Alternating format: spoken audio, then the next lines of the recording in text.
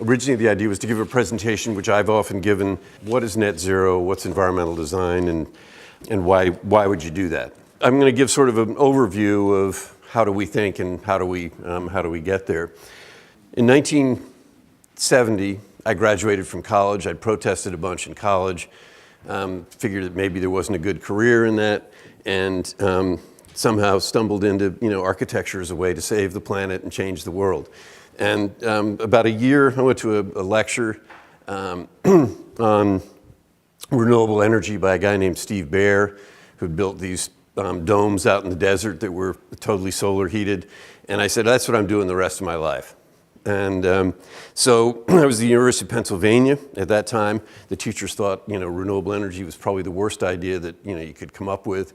Totally violated all aesthetics and was just a really bad idea. So after a year, I decided that, the teachers weren't that smart, and it was time to go off and build not only a solar building, but a solar community in Vermont, where it's, one of the cloudiest and coldest places in the country. Our logic wasn't necessarily always that great. And a year after that, somebody stopped by and said, hey, let's, my brother and I are going down to Machu Picchu in Peru on motorcycles. What do you think? And so I said, sure, that sounds good. When we got to Panama, we realized there's no road, actually, from Panama to South America. We still did get to Machu Picchu, and for me, it was sort of the second real milestone in my thinking. I got there, and here's this place that, has these terraces, growing food, going into a green in the middle of the community, and in an environment that is just unbelievably spectacular. I mean, I was just totally, blown away when I was there. And there were a few things. One, it just struck me that beauty comes from how we live our whole lives. It's not just out of the architecture and what we do. And two, it sort of made it clear to me, here's this incredible place, and they didn't have any fossil fuels. So we and others have, come up with the, glitzy new term of net zero, like we've invented something. The fact is that that's the way the world has been. And that really has been what has fueled my passion, my career, and what I've done. In the 1970s, I did solar homes. Ronald Reagan got elected, and that didn't seem like the viable strategy anymore. And I went into looking at energy conservation, indoor air quality, building science, healthy building design. I still kept the focus in the ways that I was able to keep that. And then around 2000, the world started to change, at least from my perspective. People in the high performance building mode and NESE and others really did start to push things in a much more serious direction. And then with the drop in solar prices, the whole solar revolution has come and has been amazing. So our practice now basically does net zero buildings or net zero ready buildings, or what we call carbon neutral buildings, meaning that there may be wood involved in heating of the buildings or the energy of the buildings. And that's pretty much all that we do. As we did that and we started doing larger buildings, we ended up writing the book that was mentioned. And as a way of, how do we take what we've learned in terms of not just single-family homes, but in terms of larger buildings, ultimately communities, ultimately the entire planet, and really transform things at a much larger scale. So that's really been my career. This is the the book that we ended up writing. For us, just the simple definition of because I realized I have an add-on here. International Living Futures Institute definition. There's now, a whole bunch of different definitions of net zero. Ours, though, is actually pretty simple. It's really any building, it's any project, it's any community, and ultimately it's the planet that produces more energy than it consumes on an annual basis, and that energy is renewably powered energy. That's, I think, we want something simple. So the other things that have fueled my sort of thinking is just that, as architects, we are concerned with the environment. And in terms of how we live as human beings, I think of it as we live in certain kinds of worlds. Like we have the world of our family, which shows up in our home. We have the world of work, which shows up in our office building, spiritual space.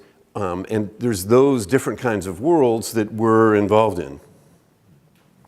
And obviously, as architects, we're concerned about creating the future and what those worlds can look like. And I think it's not just as architects, but it's also, that's what everybody does. The unique thing about human beings is that we invent a future that wasn't there without our being there. Sometimes it's not such a good future, but sometimes it is. So I think of the basis of inventing the future in design is like, what is the mess? What's the mess that we inherit? We go and talk to a client, and there's just the chaos of whatever their current situation is that somehow we sort through. We can look at that if we look at the planet as well. I mean, obviously, we hear about climate change, but there's pollution, there's habitat destruction, species extinction. I mean, the list could go on and can become quite overwhelming. So how do we create a new order out of that chaos? For me, there's the mess that we see. And like if we're an architect or just looking at climate change by itself, and we're going to solve that, or we're going to solve inequity, overpopulation, you're not really going to solve it by yourself. So for me, it's about trying to create something that's underneath that mess, and what are those things? So one, for me, is sort of fundamental piece is, in high school you learn about entropy. Like everything in the universe is going from order to disorder, and it looks pretty depressing. And then at some point you wake up and you say, and I look out at the flowers and I look out at all the other stuff in the universe, it seems like things have actually gone the other way. For me, that's the fundamental piece of when we're doing work in our office. Is this something that's headed as a positive step to the future, or is it headed towards disintegration and less order? Another part, I think, of that puzzle that's somewhat connected is, for the last 500 years, the way that we think, I think, has been a real problem. The whole mechanistic view of Newton, Descartes, and others made us think about disaggregating things into little pieces. They're disconnected. We became disconnected from the environment. And I think, as many people talk about, it's how do we reconnect in a different way that's living systems based. So we were talking about, how do we get from the mess to a beautiful future? So for me, underneath all of that mess is the sources of energy. We think of the climate change aspect. Obviously, energy has to do with the power that we have. But, you can look at energy as like food that actually is nurturing, or is what's actually creating growth. One might think that the overpopulation on the planet actually may be connected to the fact that we've had fossil fuel.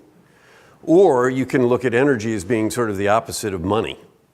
And that the wealth that's generated that we have, and we've had the incredible luxury of living with, actually is mostly generated by the consumption of fossil fuels, the stored energy that's there. I think the part and impact on ecosystems is pretty clear. I think most people now know the food we eat is 10 times more fossil fuel than it is solar energy. So really, obviously with health food stores and others, but those may be delivered from long distances. So our food is that way. Our clothes are, most of us try and use more natural clothing, but just everything we do has got fossil fuels and has energy. I also did for a long time studies of settlement patterns of how we live together. Like the suburban whole context is pretty clear. It's a way of using oil that has actually created how our lifestyles are. That's true with coal, creating cities. So, for me, I began to realize that energy is like underneath. It's like if we look at the iceberg and we got all the little problems up on the top that we see, energy is like really huge and just much broader than we actually even can imagine, which also makes changing a lot harder. So the incredible part is, having started doing solar buildings in the 70s, when I can tell you that financially it was probably the dumbest idea you could think of from a financial perspective. It's amazing that, we now are in the place where I really think we are at the tipping point, that we in fact are in the renewable era as we speak today, and we haven't fully woken up to that. So this is that sort of transition point, and I think pretty obvious to everybody here that the path forward is huge amounts of efficiency so that renewables actually can take us take us forward and fossil fuels disappear. I think everybody here also knows the well-touted fact that in the United States, it's close to 50% of the energy is in our buildings, which also relates to carbon and all of the other problems. So, for me, that's the part. If net zero buildings aren't so hard to do, which is my opinion, we can get rid of 40% of the problem and make a pretty big dent in the problem. Everyone here probably also knows, just in terms of net zero, the basics, which is you minimize the energy loads, all of the lights, the heating, plug loads, everything else inside your building. You power with renewables and you come up with net zero, or obviously you look for being net positive and creating more energy than you're consuming. A term that I'll use a lot, which probably people may know the jargon of, is net zero ready. That just means as architects we can design buildings to the energy conservation standard, and we can add the solar later, whether it's on the roof, whether it's on a carport, or whether it's in a gazebo, or whether it's off-site, or even from the utilities. I think probably most people are also familiar with, the house on the left. We can make net zero. It probably won't take the full desert full of PVs to make it net zero, but the balance point of how much PV to how much energy conservation is clearly important conversation. You'll probably hear me talking a lot today about weird things of EUI, which my guess is that everybody here actually knows about that. But it's pretty clear we all know the energy consumption of our car, and most of our clients have no idea of what the energy consumption of their building is, and no way of really comparing them from one to another. So we get from gas guzzling buildings or fuel guzzling buildings to Prius type buildings. I think also probably most people are fairly familiar with EUI. I mean, the sort of typical existing building is up around 100 in terms of thousands of BTUs per square foot per year.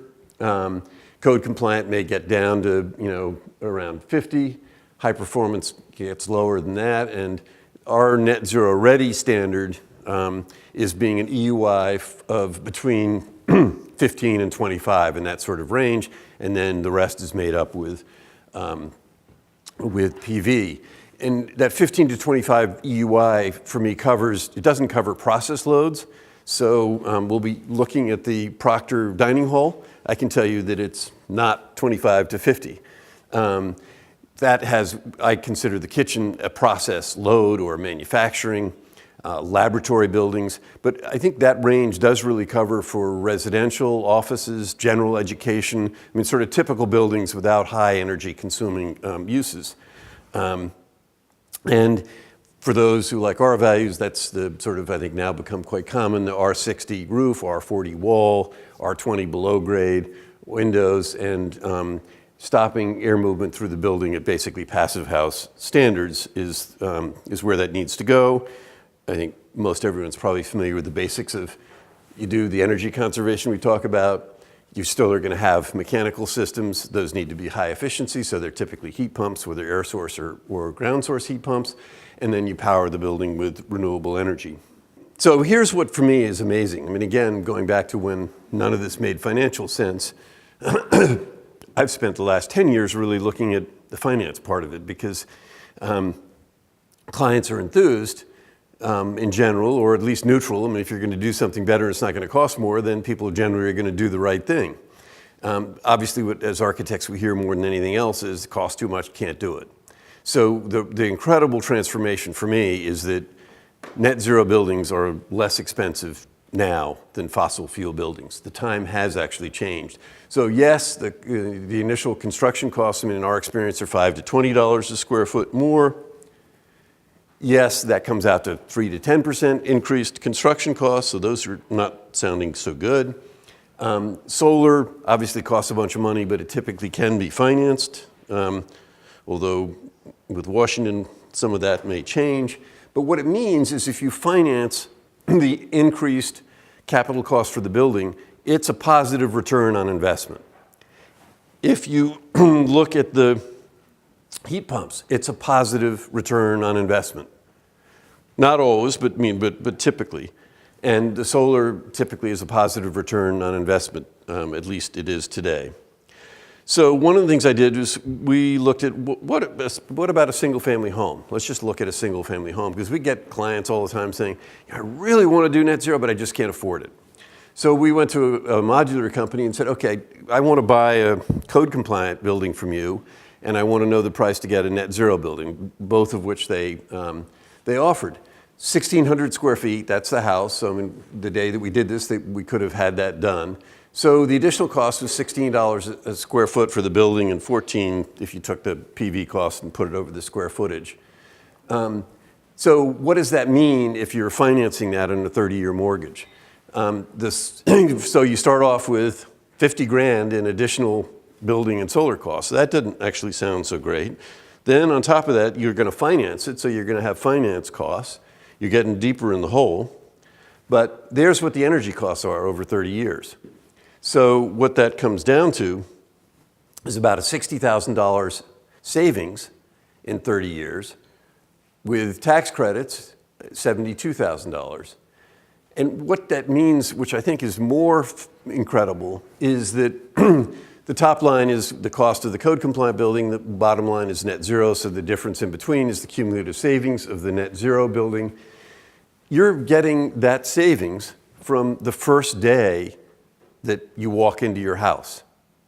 So it's costing you less money to actually do the net zero home. And after 30 years, the PV still is going to continue to work. It'll be reduced efficiency. So you're getting basically a free lunch after that. So, I now tell our residential clients is like, you can't afford not to do net zero. So that's great. We'll do all the single family homes, they'll be net zero, but what about bigger buildings and existing buildings? Is it really going to work there? This is the state of Vermont in Bennington, an office building. It's a 65,000 square foot renovation and addition that we did for the state. They had no intention of being a net zero ready building. That was not in the program, not in any goals, never even mentioned. We, however, did financial analysis of different options of what to do in terms of the skin of the building, and looked at the net zero ready option. It went up by $6 a square foot, 3% additional construction cost. And so if we compare that to if they'd kept the existing building, they would have had over 20 years, $6 million in energy costs. Going to the net zero actually saves $4 million over that 20 years. But if you compare it to if we'd done it code compliant and not net zero ready, there still is $750,000 savings to the taxpayers of Vermont in a 20-year period. So again, why wouldn't you do that? Again, this ends up being cash flow positive from day one with a 13% return on investment. And, back in the days of Jimmy Carter, everybody said this stuff is really ugly, doing these energy conserving buildings. This is the courtroom, I think when we and everybody else are doing net zero buildings, we actually are thinking about daylighting, connection to nature, materials, and all of the rest of it. Again, I think probably everybody here has heard in the past that, we focus on energy because it's at least reasonably easy to quantify. People still question that, but the fact is that when you look at this pie, all of the operations are less than 5%. The energy is probably half of that over the 20 or 30-year life cycle of a commercial building. So its salaries, health, all of the other stuff is actually a lot more significant, and there is becoming more and more data in terms of resilience, stability, increased income, and that in fact those areas are of greater importance even in looking at. This shows at the time this was done, the study was done, the energy cost per square foot in commercial space was around $3 a square foot. The rent and mortgage, whichever it is, was more like 30. It's the sort of 110, 100 model, and the salaries were like 100 times more than what the energy costs were per square foot. So, what that means is if you save 1% in salaries, you're saving way more than you're going to get on the energy costs. And similarly, if you can get more rent for a better quality building or a lower energy consuming building, you've also got an advantage, and a lot greater advantage. So this is World Green Building Council, some of their analysis taking other data on the different pieces, that outside views improve mental function and memory. Call processing, they demonstrated that call processing was better, more efficient. The hospital stays is probably the one that's gotten the most publicity, I think, that people actually stay for a shorter period in the hospital if they have a view looking out at nature, or just, looking out the window with sunlight and whatever, that makes a big difference. Daylight, higher test scores, better learning, more productive. In retail, even Walmart did a study and demonstrated increased sales in the daylit part of their buildings. And then in systems, all of us, this is actually a great conference room, but we've all been in many conference rooms where you fall asleep. Probably not so good for your health. So all of those things actually are harder to specifically do the documentation of, but Vivian Loftus has in particular done a lot of work on that. So then this becomes the question, okay, so financially now, it's solved. What about, is this really a good place? Ultimately buildings are for people to live in. If we're not making buildings that are wonderful and beautiful for people to live in, then they're going to get torn down quickly, and we really haven't gotten anywhere. So this is just a single-family home, a lot of south-facing glass, views, connection to nature, pretty nice place to be. In Brookline, Mass, in a shingle-style neighborhood. The client wanted something that was fitting in with the shingle-style neighborhood. This is on a 45-degree angle because that's where south was in terms of the orientation, so designing the house so that all worked. Our offices and a 2-unit apartment in front of it are NetZero historic buildings. In Maine, coastal Maine, botanical gardens, connecting to nature. The inside of the building with glass looking out both south and north, because connecting to nature was pretty important to them. The Putney School field house that is been net zero for, 6-7 years or something like that. The inside, again, daylighting. They looked at their whole campus and said, gee, we got a problem. We got 40 bad buildings. We've been working with them to actually, for like a 20-year master plan to make their whole campus net zero.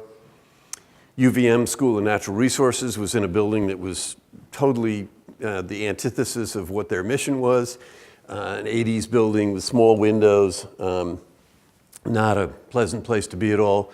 We did an addition and renovation for that project, which probably at the time it was done was one of the lowest, if not the lowest, college EUI of any building out there at the time, and it was a renovation project.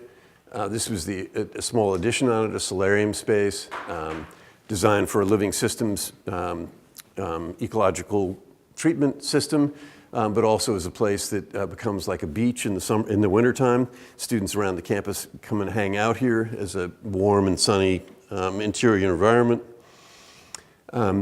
In Heinsberg, Vermont, a 75,000 square foot office and manufacturing facility. This actually uses wood pellets, so it's what we call carbon neutral. But a very high quality workplace that's literally had thousands of people from all over the world come to visit and saying, I can't believe we can do this at these larger sized buildings. We worked with them. They have 50 acres of land around the existing building.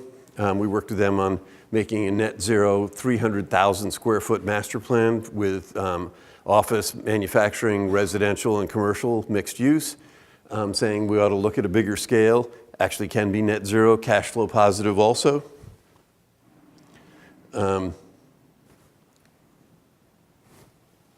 So, you know, from all of that, our experience is net zero is totally achievable today. We can do it. The technology, there's nothing weird that we're doing. It's relatively established at this point. It's affordable. In fact, in many cases, less expensive than fossil fuel. And it's also beautiful. So, you know, our take is the time to do it is now.